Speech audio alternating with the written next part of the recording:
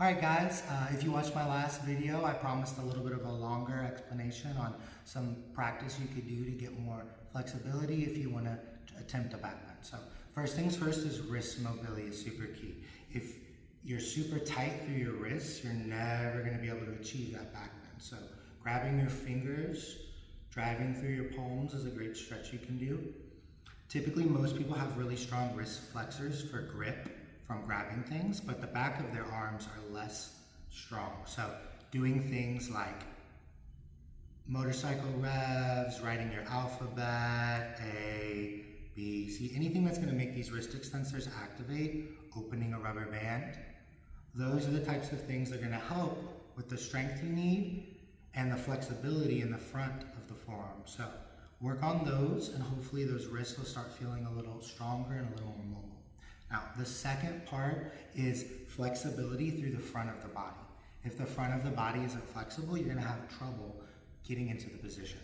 Hero is probably the best stretch you could do to practice getting into position.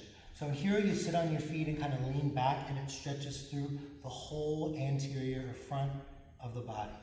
Leaning back, you can get an even deeper stretch. Now, if you can't sit on your ankles, I know a lot of guys really have trouble with this position as opposed to ladies. It's a little easier usually for them to get into. You can take a block, a bolster, a pillow, slide it between your legs, and kind of sit on it like that.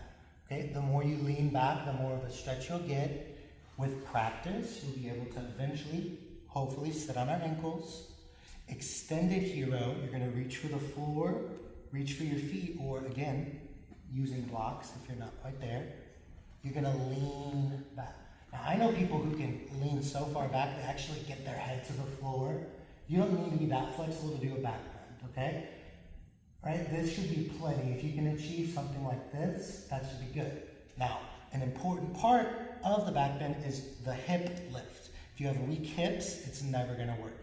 So from Hero, you can go grab the feet, extend into camel, like so. Now, that one is really hard for me to hold for more than a second because it is that intense.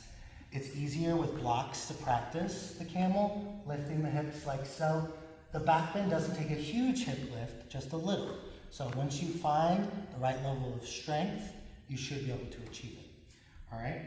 So wrist flexibility, Hero, extended Hero, camel. Finally, we gotta practice rolling onto our back and getting into the position. So, your bridge is a great way to set up for this. So you can practice driving your hips up to the sky and rolling them down. Now there's a few different ways we can do this. We can work on going as high as possible, maybe even adding some tiptoe action at the top as we lift and really squeeze through the hips. Right? We can also work from a strength angle of grab some dumbbells, a weight, set them right here on your hips and practice driving the hips up. Some gyms have machines, hip thrusters, where you can practice this motion. Use those if you have them. If not, this is more than enough. Okay? Now, once you think you've got the strength in the hips, the flexibility in the wrists, and the front of the body, we're going to attempt the back bend by bringing our hands to our ears. Now, if you can't get your palm flat here, you're never going to have the stability that you need to do the back bend.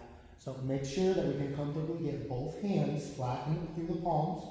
Dig the toes in, take a deep breath in, and exhale, drive through the hips. Controlling down, as always, we don't want to hurt ourselves. Rolling our backs into the earth. And sit up. Now there's other things you can use to set up a back bend.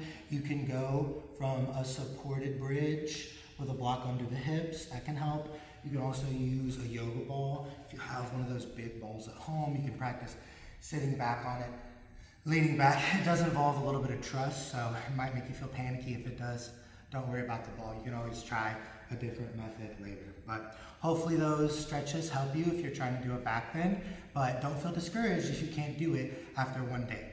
I've been doing yoga for like 10 years off and on, and I just finally was able to do a back bend this past year. So don't give up, keep stretching, keep staying after it, and until next time guys, stay flexible.